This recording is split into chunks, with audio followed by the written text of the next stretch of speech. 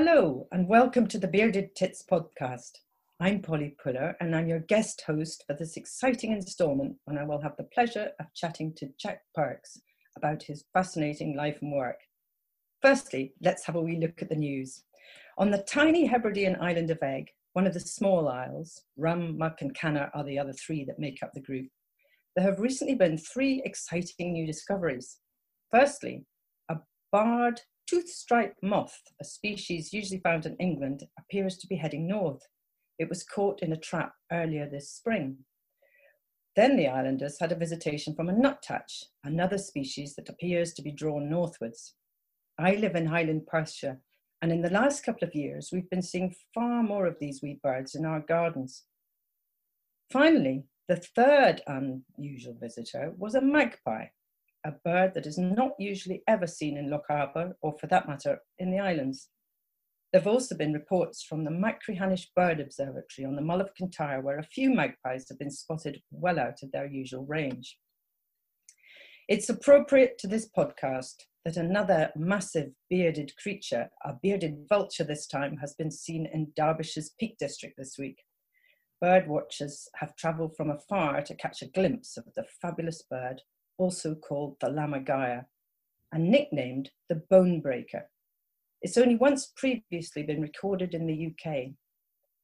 Unfortunately, carrion is its favoured food, so let's hope that in an area notorious for illegal poisoning, it remains safe and soon returns to the Swiss or French Alps, where lammergeiers have recently been successfully reintroduced.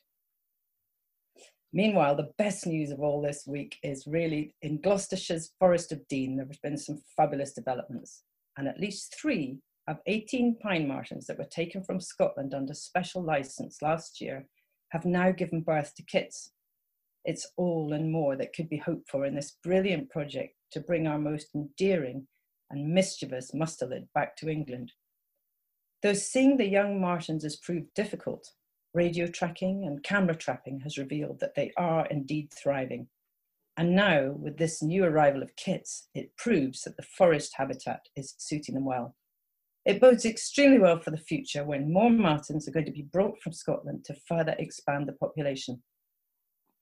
It's a project led by Gloucestershire Wildlife Trust and Forestry England, with support from the Vincent Wildlife Trust, the Woodland Trust and Forest Research. Phew, what a mouthful. This groundbreaking venture has been made possible by Scottish Natural Heritage and Forestry and Land Scotland, and has been generously supported by Forest Holidays. What I love best about this is it proves just what can be done when local communities and conservation bodies work closely together to restore nature to its rightful place. A success indeed. Congratulations to all involved. And now to a man who describes himself as a naturalist, who is also a photographer.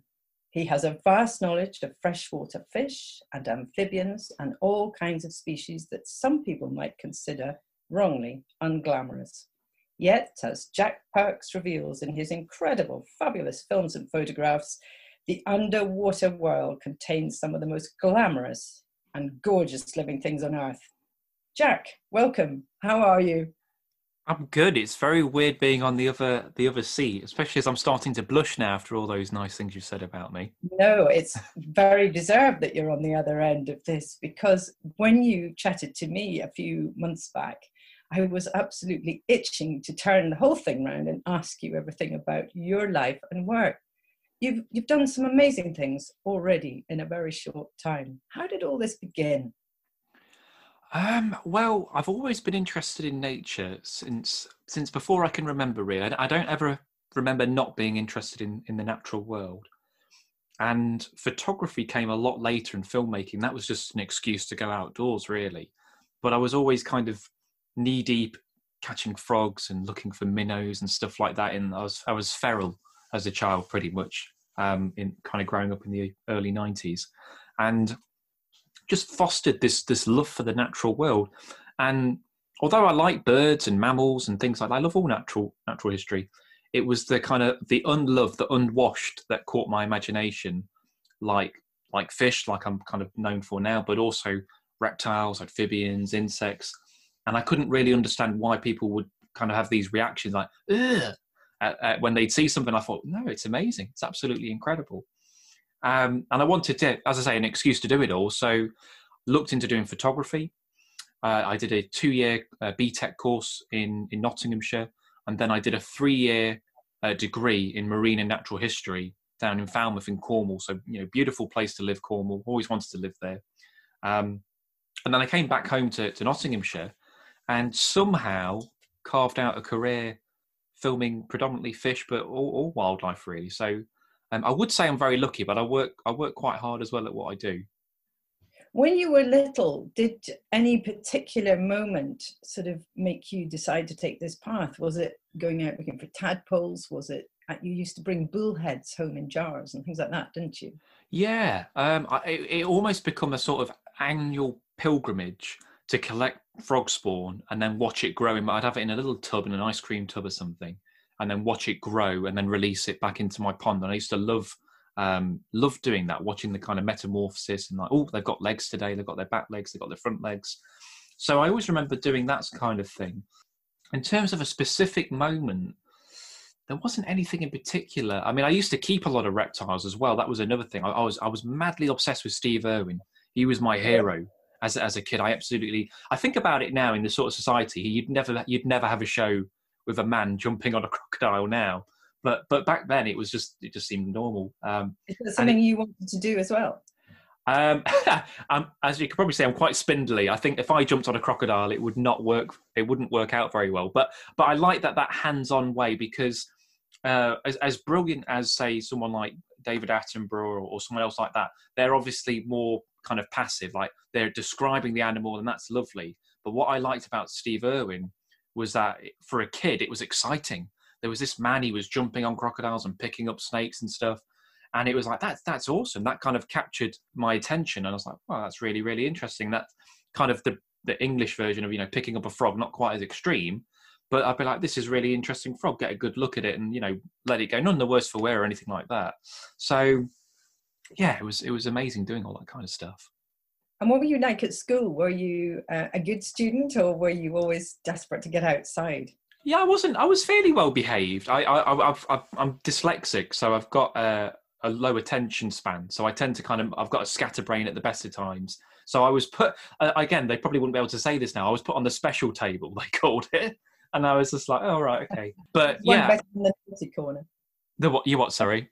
One better than the naughty corner. Yes, yeah, basically. Talking too much, yeah. Basically, yeah. So yeah, I wasn't particularly badly behaved. But yeah, if anything interesting turned up in the school, if the hedgehog was in the hedge, they'd say, go and find Jack, and I'd kind of run and have a look at it. Or when I was at university, actually, there was a washed up whale, and about half of us in the classroom just bailed. We were like, well, we're not going to listen to this. We want to go see this whale.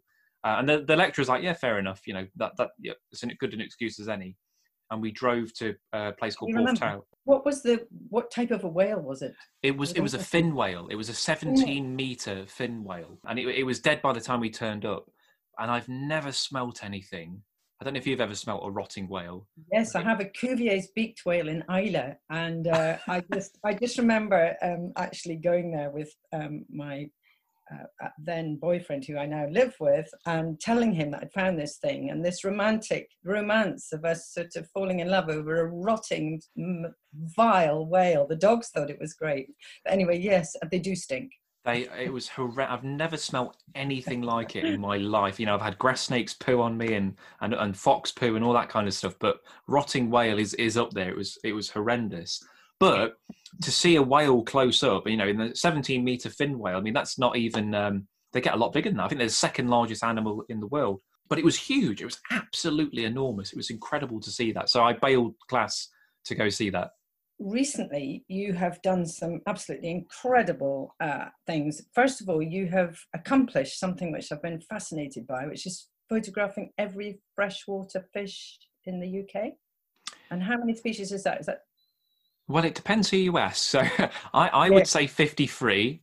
Some would argue 54. I mean, it's funny because obviously, I guess it's a bit like a bird watching list. How can you be sure how many birds there are? But with the fish, yeah, there's 53 species. The one that kind of causes contention is the burbot, which is a freshwater cod.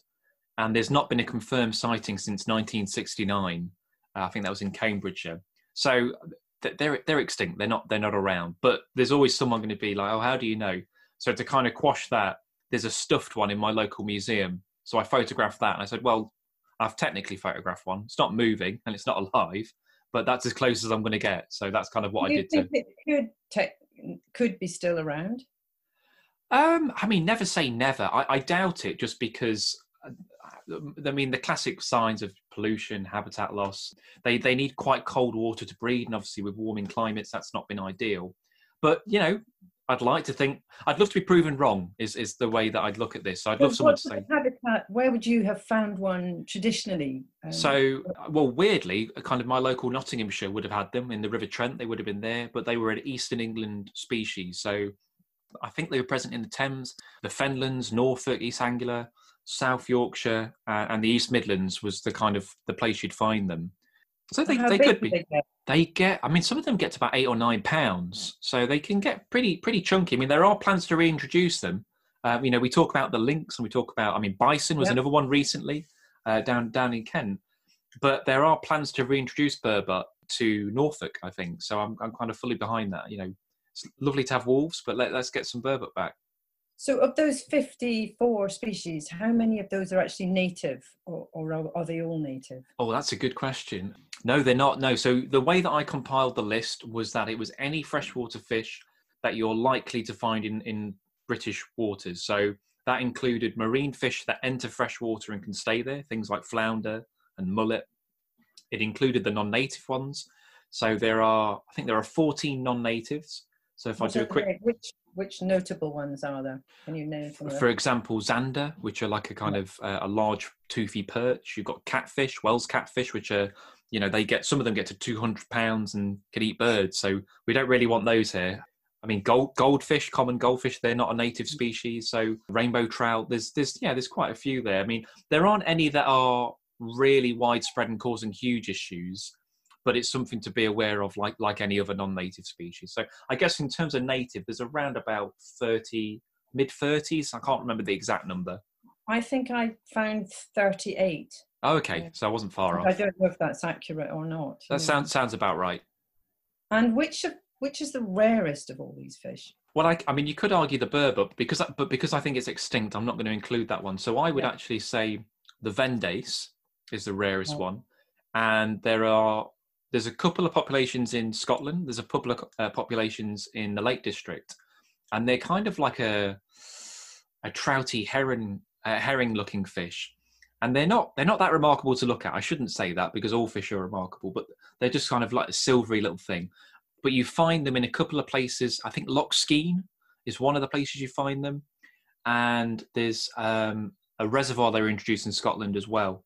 But again, that's another one because of global warming or climate change. It's just getting too warm for them, and they're struggling to breed, and again, pollution and whatnot. And realistically, I wouldn't be surprised if in the next 15, 20 years we lose them, just because there seems to be a downward trending spiral of them. So it's a shame, really, because if you talk to most naturalists and you say, have you heard about a Vendace? They probably look at you kind of blurry-eyed and not have a clue what it is. Yeah. Do you think we'll lose Arctic char as well? Because they seem to like cold water, don't they? Yeah, they do. The only reason I think we probably wouldn't is because they're so numerous. I think in Scotland, they're in over 200 lochs in Scotland. They're in a few lakes in the Lake District, and they're in Wales. So there's quite a healthy population. I don't think they're particularly numerous in any of them, but they're so widespread in so many lochs. Obviously, warming temperatures aren't going to do them any favours, but I'd be surprised if we lost them. But have you ever seen an Arctic char? Yes, I have, and I've eaten them too. Yeah. You're the problem, Polly. Then, if you're eating them all. Well, I only ate them once, and actually, to be honest with you, I thought they were rather tasteless. Didn't really taste of anything, but you know. I did eat one out of Loch Lomond actually, so I can't have a pop at you. But yeah, I thought they were all right. But I guess that might have been the seasoning. Now, were you involved at all when they found another species out? Now, I maybe won't get this right. Of brown trout, I think, in a loch up near Rannoch. Did you get involved in that? No, I didn't hear about that. What was that then? About 3 years ago, they found in some very deep loch, and I can't remember whether it was. There's another loch up near Rannoch, I've forgotten the name, begins with L, I'll remember in a minute. But anyway, they found another species of trout in this loch living in the very deepest part. I'll have to find out about it and let you know. It was humans have been involved in that. Well, I know that brown trout are the most genetically diverse vertebrate in the world. So they come in so many different shapes and sizes. And scientists, a lot of them argue that almost every loch should be a different species. Some of them argue they're just subspecies, and then some of them argue, well, they're all just the same, just different shapes and colours. So, yeah, it's kind of a hot topic in fish science, I suppose. Yes, I'm sure. And there'll be a lot of, it'll be something, purists will be saying one thing, I suppose. And yeah.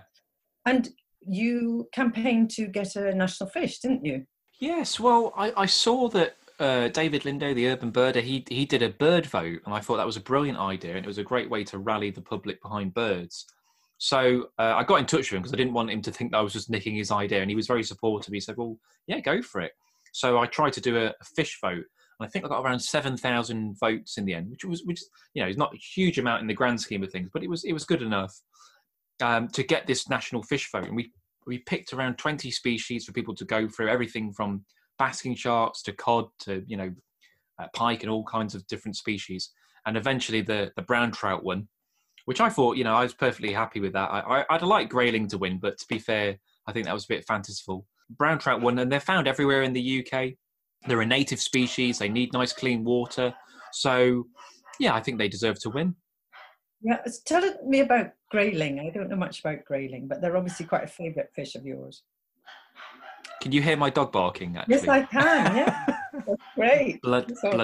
Bloody thing. I had to shut the window to stop the cockerel at this end, who was serenading his women very happily below the window. So, yeah, so it's boiling in the office because of the cockerel. Oh, I think my dog's made 3 or 4 cameos on these podcasts now of fine. I don't think anybody minds. No, yapping in the background. Sorry. What was the question again? I'm just. Yeah. Tell me a bit more about grayling. Grayling. Sorry. Obviously, you have a sort of fondness for. I do. I love grayling. They're my absolute favourite fish. They are found naturally in the east of England, but they've been introduced all over the place for angling. Down to the chalk streams there. I think they're as far as Pitlochry in Scotland, so you do get them there as well.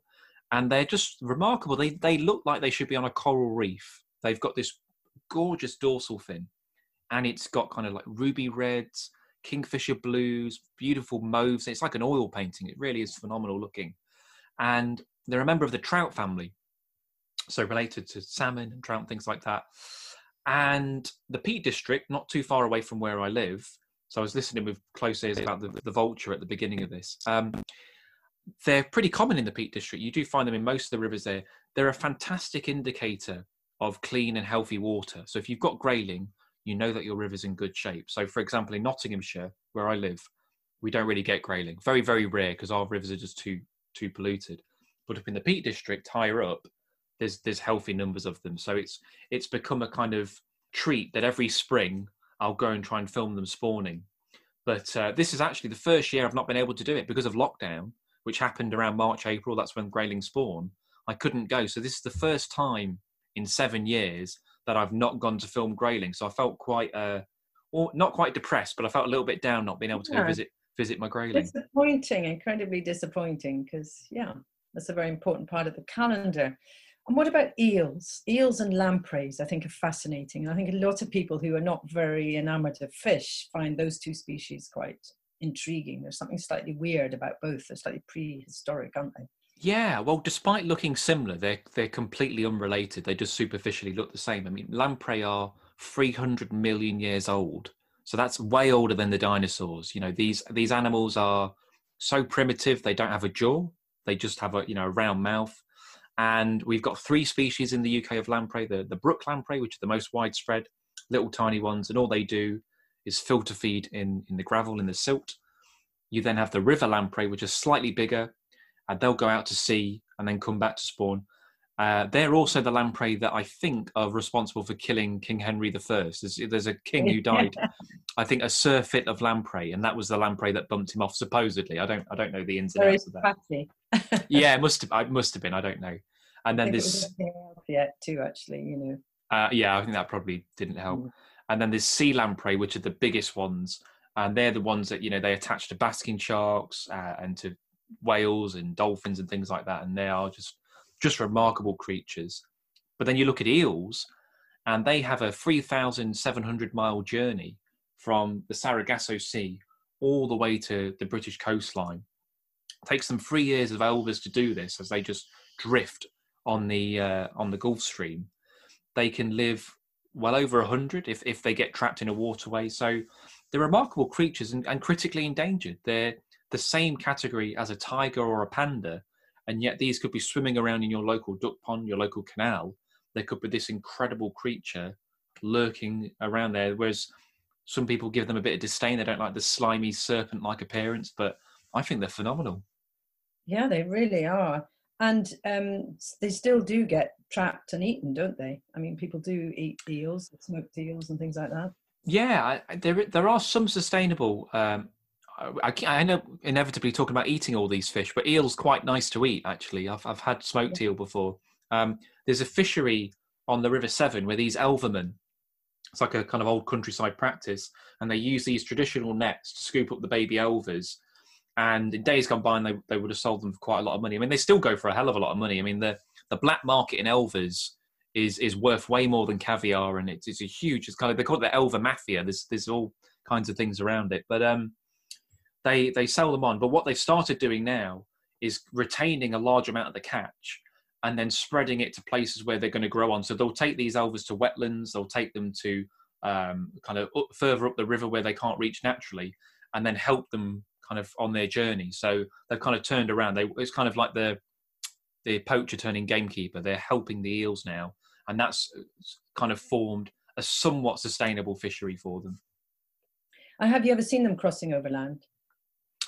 I've seen them crossing like at the edge of a river. So like say up of a whirlpool or on some rocks, I'll see the little elvers kind of scurry up that way. But I've never been, say, in the middle of a field and seen an eel. It does seem to be very anecdotal. I don't know. I guess there's no reason why they couldn't do that, but I've never seen it, and I've never met anyone who's seen it. But that seems to be quite a popular bit of folklore, doesn't it? That eels cross land to get to places. Now, tell us a bit about your really amazing as well. You've been doing underwater filming now for a long time, haven't you? Yeah, I mean, challenging. Yeah, it is challenging. I mean, it must have been coming up to about 10 years now, and yeah, it's a whole different ball game to filming on land, because obviously you're underwater, so it's a bit tricky. Are you a very good swimmer? Were you always a very good swimmer, or does that not come into it too much? It certainly helps. It certainly helps when you're diving and snorkeling and things like that. So yeah, I'm not a bad swimmer, really. I mean, I've got quite a bad joint problems, actually. Like not arthritis, but I've got hyperjoint mobility syndrome. So I'm very flexible, which means like my shoulders pop out sometimes and my knees pop out, which can be quite painful. So I'm always very much aware, if I'm in these remote places, the last thing I want to do is have something pop out. But when I'm in the water, yeah, I'm very, very conscious of that. But no, I'm a pretty good swimmer, and I'm not too bad at doing that kind of stuff. What sort of rivers do you like going into best? I mean, any rivers? I mean, would you go into pretty much any fresh water? Yeah, I mean, it obviously depends if I'm doing it for myself or I'm doing it as a job. But for me, the best rivers tend to be the relatively small ones, because they're safer to work in. They're a little bit more manageable. Obviously, the clearer, the better. So when I work in, say, chalk streams, or, I mean, most rivers will clear out eventually. It's lovely just floating down and immersing yourself in this world with the fish and the other wildlife. When you've got like the ranunculus in your face as it passes by, you can almost imagine you're in the Amazon or something like that, and then you think, oh no, I'm not. I'm actually just in the middle of England or middle of wherever. It's just phenomenal. I love it. You've got close to otters and things as well in these situations. Not when I've been in the water. I've been on the riverbank and I've seen otters. A few times now. I've been very lucky. I've been all the way up to Shetland to see otters, but I've also seen them when I've been in rivers like in Norfolk and Hampshire and places like that. So I see signs of otters regularly. Always see signs of them, but actually to see an otter in the flesh is kind of a rare treat for me. Yeah, I thought perhaps you might have come across them actually when you were filming underwater and been able. Do you think that would be something you could end up trying to film underwater? I'd love to do it. I'd love to kind of get stuck into them. they obviously need quite a bit of work and the right location and whatnot. But yeah, I mean, I think otters are fascinating. So I'd love to film them underwater. I mean, I was thinking about going to Shetland to have a go to do them in the sea at some point. And what about waterfalls? Because you've got a bit of a passion for waterfalls too, haven't you? Yeah, this sort of came later on because when I first started my career, I was trying to think, all right, I need to find a way to make some money somehow. So I started doing photography workshops, and I started doing just beginners, like, teach people how to turn the camera on and that sort of thing. And then I thought, okay, they're all right, but I need something a little bit more specialist. And I started to look at species that people would charge for. So kingfishers were very popular, but you needed to find somewhere that was private, because you could set up a little stick or something, but then anyone could just go and do it. So I thought, that's no good to me. And I thought, well, what about waterfalls? And I noticed that no one, or very few people, were running waterfall workshops. And, talk about the Peak District again. The Peak District has pretty good numbers of waterfalls. So I thought, okay, there's going to be something in this. So I spent about 6 months just going up on my own, trying to find the voles, getting to know them, getting to know their habits. And I just fell in love with them. These little kind of chubby little rodents were just amazing, like mini beavers almost. And they captured my imagination, just watching them kind of coming out the hole, have a little nibble, coming back in the hole. And obviously they're so delicate because of habitat loss, and in particularly mink are a huge issue for water voles. Because given the chance, water voles will breed very quickly and they'll spread out very quickly, but they have quite a high mortality rate, so predation and whatever. So yeah, I absolutely love working with waterfalls. And you've done lots of very impressive films for Countryfile, for Spring Watch, and for the One Show. So how did that come about? That was very exciting.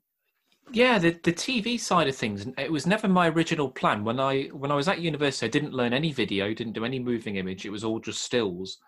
And then after a year or two, I very quickly realised stills is very difficult to make a living off on its own. So I thought, well, I'm going to try and get into filmmaking. So started playing around with my camera on the film settings, bought a little GoPro, like the very first GoPro. It was like filming on a potato. It was crap quality, but it was a start.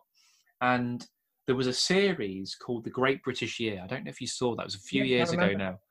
And they had a lot of time lapse on it. And they were looking for new talent to work on it. And it was basically just a post on Twitter. And the producer, James Brickell, just put, we're looking for people to work on this series, get in touch. So if I hadn't have seen that tweet, I might not be where I am today. That's probably a very extreme example, but I saw that, I messaged him, and we were talking for months and months, and we couldn't quite find the right idea that would work. But eventually we settled on chub eating blackberries. And chub are a kind of a cyprinid, like a carp species. And they love eating blackberries in the autumn. They're very kind of greedy fish. The word chubby comes from chub. So we filmed that. And that was my foot in the door with the BBC. And then I just kind of kept in touch with him. That got me onto Spring Watch and did some bits for them. And then the One Show and things like that. And then Countryfile, that's the one I've done the most work for. I think I've done about 7 films for Countryfile now, something like that. I've seen quite a lot of them, and they're absolutely beautiful. I mean, really lovely. Should be very proud of them. No, it's lovely. It's quite surreal because originally I started off as a contributor, but now they've got me. I mean, I suppose I am presenting them, so I'm filming and presenting at the same time. So it's quite surreal to be sat there on a Sunday, my cup of tea and my Sunday dinner, like, oh, that's me on the telly. It's quite, you don't quite get used to it. What about pike? Because I've always been amazed to know that pike have such an extraordinary lifestyle. I mean, their courtship is incredible, isn't it? Pike's courtship is incredible, isn't it? It's really beautiful. I remember seeing a film, I don't know if it was yours, it's quite a long time ago, of courting pike in a gravel pit, and it was just incredible. That would probably be Dean Berman, who's sadly no longer with us, but he filmed that at Stony Cove, which is actually where I learned to dive. And it's quite a well-known place for pike there. So, yeah, I mean, pike are seen as these monsters that eat children and Yorkshire Terriers and drag them off the riverbank. But they are incredibly interesting animals. And they do have an amazing courtship. So during the spring, round about March time, the large female pike, because the females are always bigger in pike. Anything bigger than 10 pounds is almost certainly a female. And these female pike go into the shallows where it's a little bit warmer, and that kind of stimulates egg growth and whatnot. And then she'll be followed by several males who are trying to court her, and they'll joust for position, they'll bite each other, they'll headbutt, and then they'll kind of eventually go up to the female and they'll rub against her flanks to encourage her to go into the weeds and release the eggs. And it's quite a delicate, almost like a dance, but you don't think of it as something from this kind of toothy predator. So they have got quite an elaborate courtship, really. And this, this happens all over the UK early spring. And you can, if you look in the shallows, you might see a group of pike kind of attempting this. So fascinating, just fascinating. It just shows you how little we know. We tend to be drawn to all the big species, all the sort of things that people refer to as sort of iconic or charismatic. But these things are just every bit as like that, aren't they? They're just absolutely gorgeous. I think the great thing about you is it's whatever you happen to be watching at the time is what enchants you. And I would relate to that, whether it's a tiny thing, a big thing, a plant, a fish, just fabulous. Nature is fabulous and we must protect it all we can.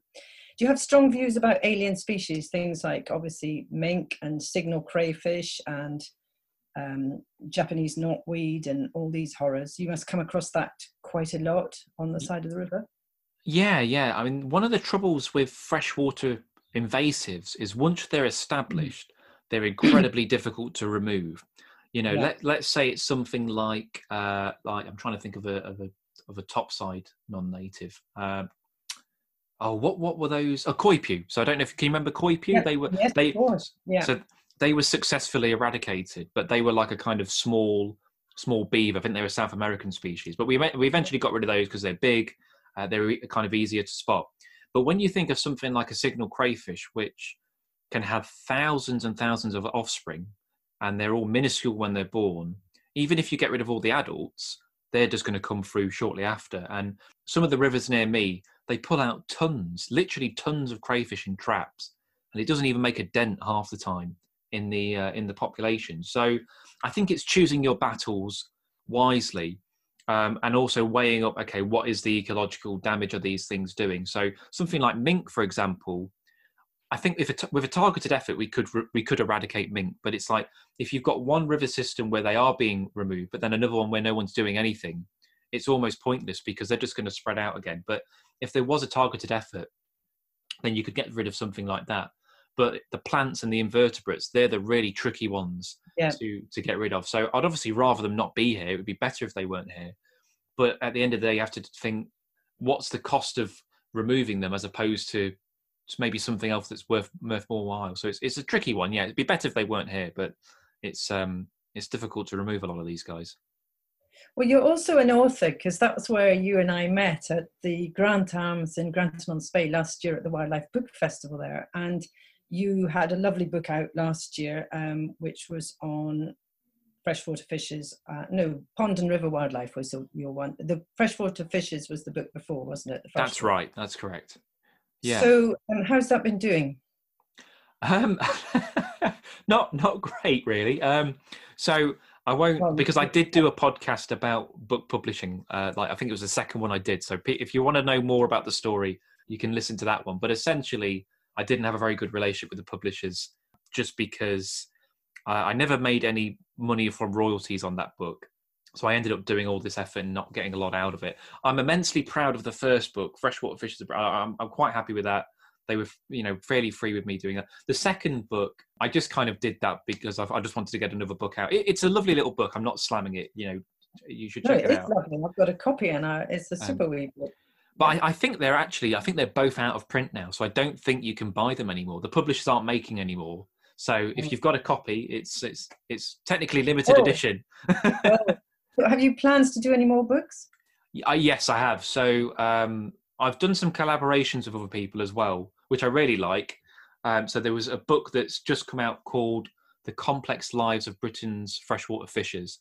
And a chap called Mark Everard, who's a good friend of mine, he wrote the book and I did the imagery for it. And that's a very comprehensive guide to fish. So I'd recommend that one to people. And I'm talking to a publisher about doing a book traveling around Europe and finding some of Europe's weirdest and rarest fish. There was a fantastic book by Patrick Barkham, Butterfly Isles. I don't know if you remember that. Yes, if you've read that. Read it. And I'm actually interviewing Patrick later today, weirdly enough, for the podcast. It's similar in similar vein to that. So it'd just be me traveling around, talking to the people who work with these fish, but on a European wide scale. Obviously, at the moment, travel's a little bit tricky, but somewhere down the line, I'd like to do that book, and that's talking to a publisher at the moment about doing that. But I've got You about... better make sure you get your deal sorted this time. And make Yes, sure yes, I will. Don't you worry. Is it a I different will. publisher you're going to It have? will, yes, it will. It will be. It was New Holland. I'll name and shame them. It was the people before. I will not be touching those with a 10-foot barge pole again. But I've had great experiences and great chats with other publishers, so they're not all the same, obviously. But No, I've got about 5 or 6 ideas in my head for books, but it's just finding the time and the right people to pitch them to. So you have, and other than fish, if you could go and photograph anything, British wildlife today, forgetting the fish, what would you like to go and spend time with and photograph?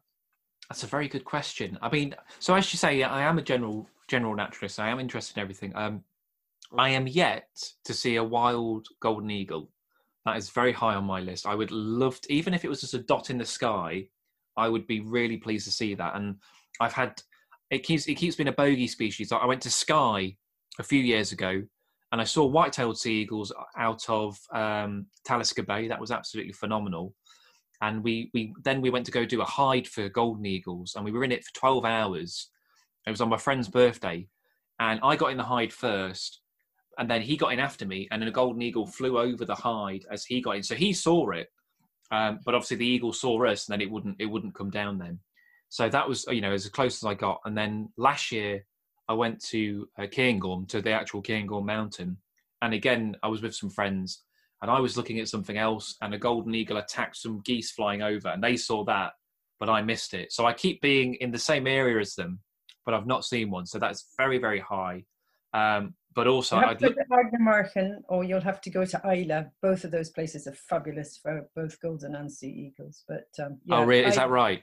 Yeah, I mean, Ardnamurchan, you see golden eagles all the time there. It's just absolutely wonderful.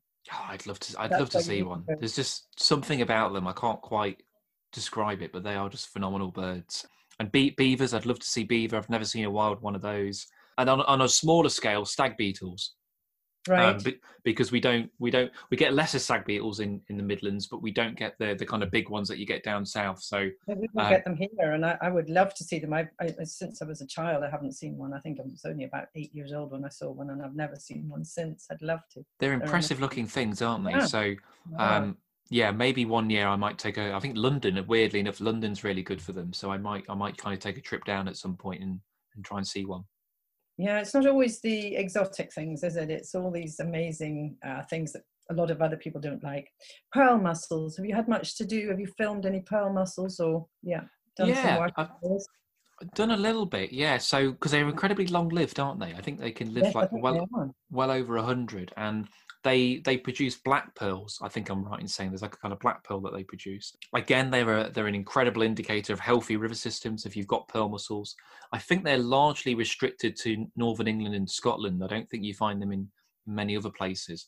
And they've got an interesting life cycle that they can only breed if there are salmon and trout present, because they release the spores. They go into the salmon and trout's gills, gestate for a while, and then they drop down into the gravel. And they don't move. I think they stay wherever they kind of fall. That's where the mussels stay then. So I've not had a lot of experience. I've done a little bit of work with them. Again, I'd love to do more work with pearl mussels. I mean, I find them fascinating, but again, we don't get them locally where I am. I think you're coming up to Scotland soon, aren't you, to do some filming for Riverwoods with Scotland the Big Picture as well? By the time this podcast comes out, I should have hopefully done that. But yes, it's my future now. It'll be my past when this comes out. But yes, I am going up to do that, which is great, because I've not, obviously because of the current situation we're all in, I've done very little travelling. I've only really gone around about an hour from my house. So I've not done any kind of longer shoots that I would not a typical year for me. I spend so much time away from home travelling, doing shoots, which is lovely. I love my job, but I don't get to do stuff locally normally, which has been actually a nice side effect of it all. But yeah, I am looking forward to going up to Scotland for a few days to hopefully do some bits with Scotland the Big Picture. Predominantly Parr, they want me to kind of film the baby salmon, and they're looking at how woody debris is really, really beneficial, because we tend to be, clearing out all these fallen trees in the rivers, but actually they're really, really good habitat for invertebrates and for small fish. And obviously that has a knock-on effect for everything else. So do a bit of filming on that. Very interconnected, isn't it?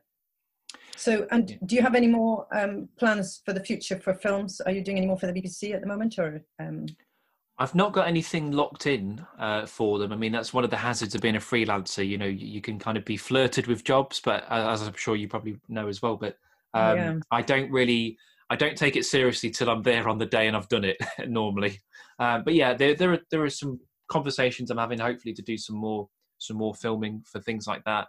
I'm doing some work with salmon and trout conservation in Scotland, actually, weirdly enough, trying to film salmon and trout for those they want to get some nice pictures for their campaigns. And I'm also doing. Do you see yourself as being in a position where you could really influence people on protecting fish and things? I mean, you must increasingly see yourself as being very important in that role as a conservationist.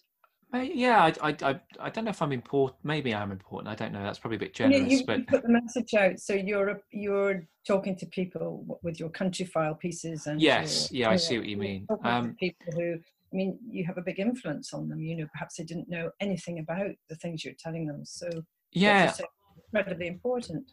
I typically try to keep out of anything too political, unless I feel very strongly about it. Just because for the work I do, it's just easier. It's an easier ride.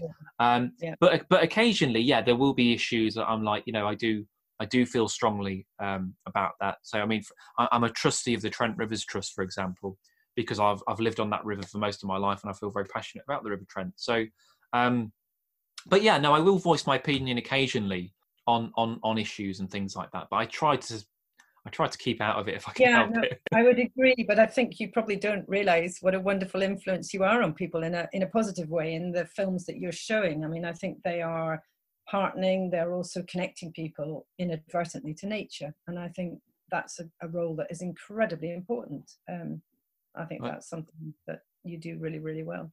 Well, that's very kind of you. No, I think we're going to see a lot more of you. I really hope so. And when you come up to Scotland, we'll have to try and see if we can't arrange to get you a golden eagle. I'll hold you to that, Polly. Yeah, well, I usually manage to find them, so might have to do a wee bit of travelling about or a bit of walking. But yes, they're around. It would be lovely if you could see one. Oh, it'd be phenomenal. It'd be absolutely phenomenal. Yeah. Well, it's been an absolute delight to speak to you, and I think you're doing a great job with your podcast, but it's really lovely to hear what you do, and I really wish you all the very best with all the work you're doing in the future. And thank you so much for talking to me. Thank you, because and I should just say, you suggested this as well. This isn't me saying I want to talk about myself for an hour. You did come to me, didn't you? Yes, I did, because I really felt that, you were talking to me, and I thought, well, I really want to find out an awful lot more about you, and particularly about, what you do. And I think you inspire me, because I know so little about fish, and I still know so little, but I know a little bit more now, having spoken to you. And I think that's the point. You have the power to captivate people. I mean, you do it in such an approachable, lovely way that I think it can but do good for the fish world. Cheers. Thank you, Polly. Not at all. Now to our featured nature reserve. In fact, I want to tell you about two very special reserves on the Hebridean island of Islay, both of which are owned by the RSPB. Firstly, Loch Grunart, translated from the Old Norse as shallow fjord, is a large sweeping sea loch to the north of the island. And secondly, the Mull of O in the south, with its dramatic sea cliffs frequented by hirsute wild goats, open moorland, blanket bogs and freshwater lochs, where the cries of red-throated divers carry on the sea breeze.